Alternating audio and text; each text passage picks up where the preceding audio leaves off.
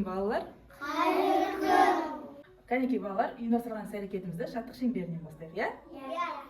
Армысың алтын күн. Армысың алтын күн. Армысың көк аспан. Армысың көк аспан.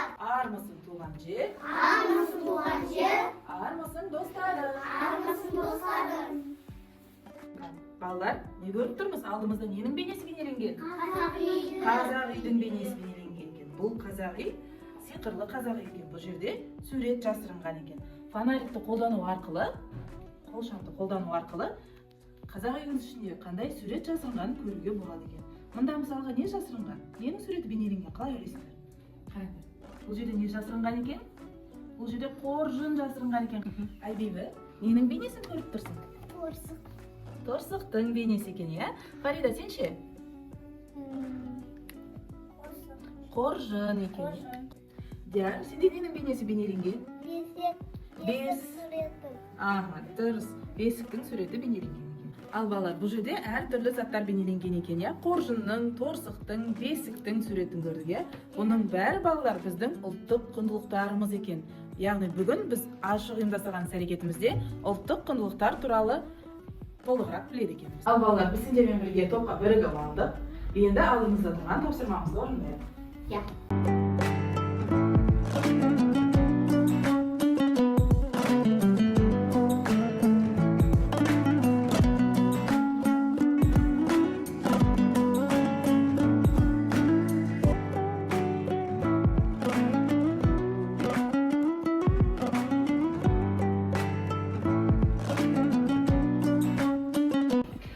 Кәнекей, қоржын тобында анамның кестесі деген тапсырма екен. Қараңдаршы балалар, сендермен бірге бүгін кесте тігуді үйренеміз. Менің қолымда ненің бейнесі бейнеленген? Домбыра.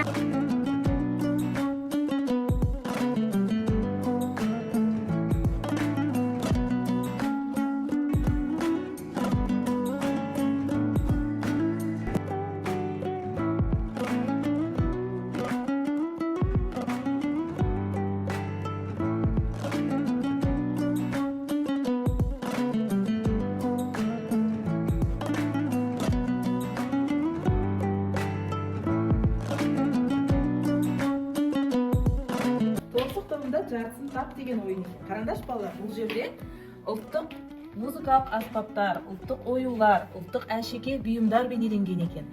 Әр бұйымның жартысын резинка арқылы табады екен.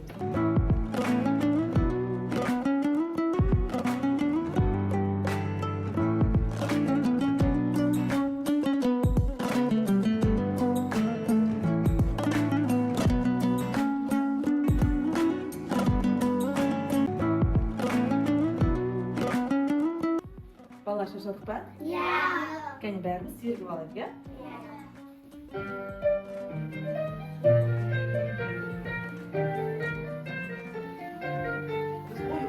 Олай болса балалар, орнымызға жайғасайық, келесі тапсырманы орындайық. Біздің алдымызда ұлттық құндылықтарымыздың трафареті берілген екен. Осы трафареттерді бояп шығайық.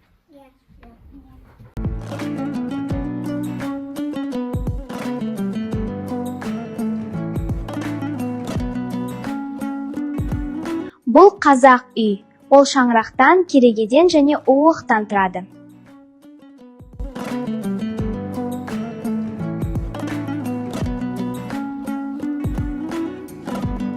Қошқар мүйіз оюы. Ол бірлік пен берекенің, күш пен ұйымшылдықтың белгісі. Бұл домбыра. Домбыра қазақтың ұлттық музыкалық ішекті аспабы. Түйе табан оюы. Ол төзімділік пен еңбектің, сабыр пен шыдамның нышаны. Бота көз оюы. Ол мейірімділік пен тазалықтың, ізгі ниет пен қамқорлықтың белгісі.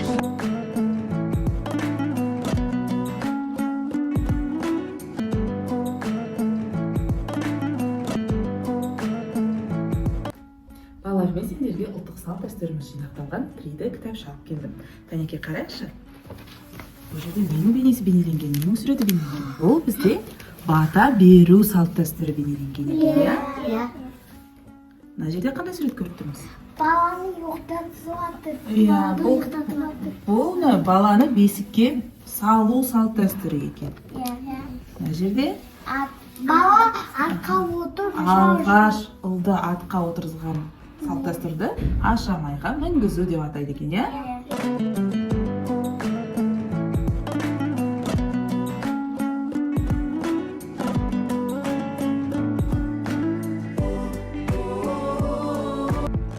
Келесі кезекте балалар ұлттық құндылықтарымыз жайлы айыр-бұйыр форматында жасалған қорапша екен. Кәне бәріміз бірге көрейік. Бұл қорапшаның ішінде не бар екен?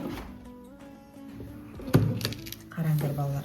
Бұл қорапшада не көріп тұрмыз? Бала қараңдар, бұл суреттер айыр-бұйыр форматында жасалған екен. Бұл карточкаларға қарасақ, жай суреттер көреміз, иә? Бұл жерде біз қобыздың суретін көріп отырмыз. Ал егер бұл суретке телефонды жақындатсақ, дауысы шығады екен, иә?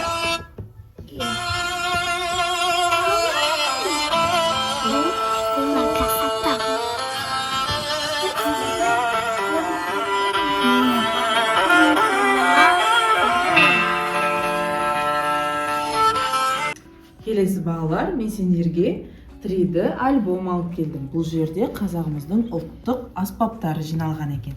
Мысалға, мұнда қандай аспап көріп тұрмыз? Домбыра аспабы екен. Мына жерде қобыз аспабы. Мұнда жетіген аспабы. Домбыраның 2 ішегі бар, және ол ең танымал қазақ аспабы. Адамдар домбырамен күй ойнайды және ән айтады. Қобыз 2 ішегі бар көне аспап. Ол ысқышпен ойналады. Оның үні терең және жұмбақ. Сыбызғы қазақтың үрмелі музыкалық аспабы. Ол қамыстан, ағаштан, кейде жезден жасалады. Жетіген 7 ішекті музыкалық аспап. Оның ішектерін саусақтарыңмен шертесің. Дауылпаз үлкен соқпалы аспап. Оны қолмен немесе таяқшамен ұрып ойнайды. Аса таяғын сылдырмақты таяқ. Оны сілкігенде немесе ұрғанда әдемі сылдыр үн шығарады.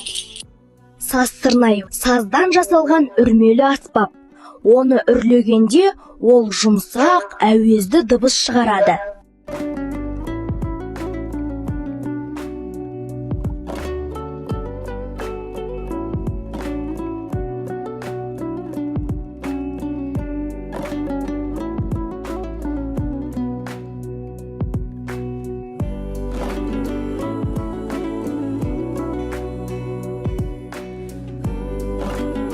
Балалар, бүгінгі ұйымдастырылған іс-әрекет ұнады ма?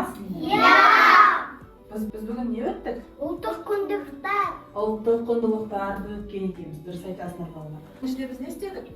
Кесте тіктік. Біз ермек сазбен оюларды толтырдық. Ұлттық ойындарды боядық. Ұйымдастырылған іс-әрекетіміз осымен аяқталды балалар. Сендерге көп рахмет. Белсене атсалысқандарың үшін сендерді асықпен бағалап шығамын.